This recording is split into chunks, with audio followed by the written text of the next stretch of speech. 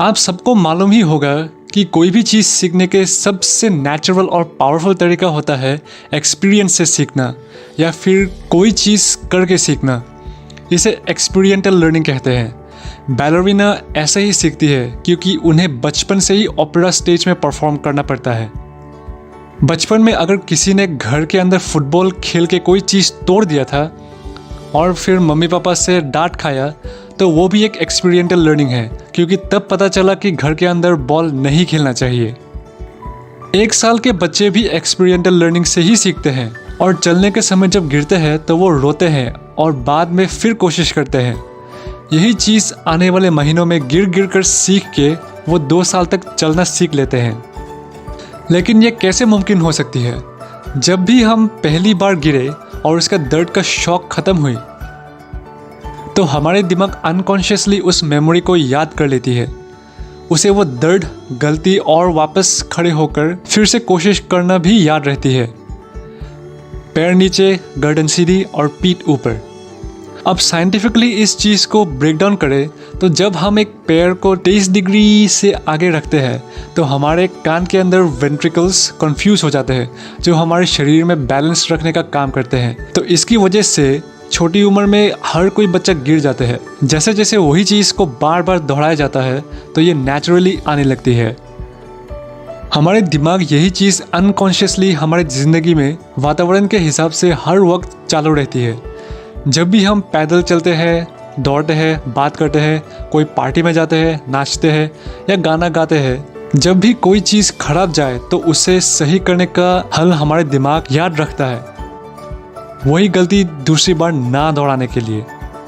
एक्सपीरियंटल learning की मदद से हम एक नई स्किल सीख सकते हैं या हमारी कोई भी स्किल को और बेहतर बना सकते हैं। ये कुछ इस तरह काम करता है। सबसे पहले एक सिचुएशन में खुद को डालिए जिसमें आप अच्छा बनना चाहते हैं और फिर बाद में उस सिचुएशन के ऊपर ध्यान से सोचिए कि क्या हुआ। फिर उसका हल निकालने का कोशिश कीजिए। अगली बार ये हुआ तो मैं क्या करूँगा। उसके बाद वही सिचुएशन में आप और क्या चीज़ अलग कर सकते हैं वो सोचिए। उदाहरण के लिए जब आप साइकिल चलाने सीखते हैं तो पहली बार साइकिल में बैठने के बाद धीरे से चलाते थे क्योंकि ज़्यादा स्पीड से डर लगता था और धीरे धीरे गिर गिर के सीखते थे। जब एक स्पीड में आप आराम से चल सके तो फिर साइकिल को और स्पीड से चलाने लगे।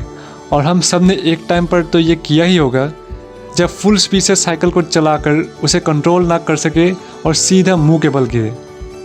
ये होने के बाद आपका दिमाग में ये दोनों चीज़ रिकॉर्ड हुई कि साइकिल चलाने के लिए ना ज़्यादा तेज़ ना ज़्यादा धीरे जाना पड़ेगा। एक्सपीरियंटल लर्निंग से ये भी पता चला कि जो म्यूज़िकल इंस्ट्रूमेंट्स बजाते हैं वो एवरेज से बेहतर करते हैं क्योंकि जो म्यूज़िकल इंस्ट्रूमेंट्स को प्रैक्टिस करते हैं वो अपने दिमाग का मोटर, विजुअल और ऑडिटरी एरिया तीनों काम पे लगाते हैं और उसके ऊपर खुद को दूसरों की म्यूज़िक से भी टाइमिंग मिलाना होता है जो उनके दिमाग को एक फास्ट फीडबैक लूप में डाल देता है। तो म्यूज़िक बनाने के लिए म्यूजिशियंस को प्रैक्टिस, रिफ्लेक्शन और रिपीटेशन करना होता है। आप ये अपने दोस्तों के साथ कर सकते हैं किसी प्रोजेक्ट में काम करने के समय। सिलिकॉन वैली में ये चीज़ स्टार्टअप्स अपनाते हैं। नई आइडिया सोचने के लिए वो अपने डेवलपर्स को बिल्डिंग से बाहर जाने को कहते हैं। बाहर लोगों से बात करके जो उनकी पोटेंशियल कस्टमर्स हो सकती है उन्हें फीडबैक मिलता है और वो उसे एनालाइज करके आगे की डिसीजन लेती है। अगर आप अकेले से कुछ सीख रहे हैं और फीडबैक देने वाला कोई नहीं है तो आप किसी ऐसे इंसान को ढूंढिए जो आपको एक सेकंड ओपिनियन देता रहे। स्टूडेंट्स के लिए ये एक दोस्त या टीचर हो सकता है।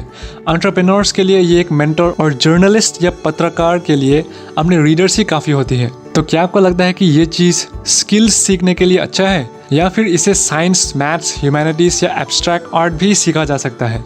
अगर आप इस वीडियो से कुछ सीखे तो इसे अपने दोस्तों को शेयर कीजिए। अगर वीडियो अच्छा लगा तो लाइक कीजिए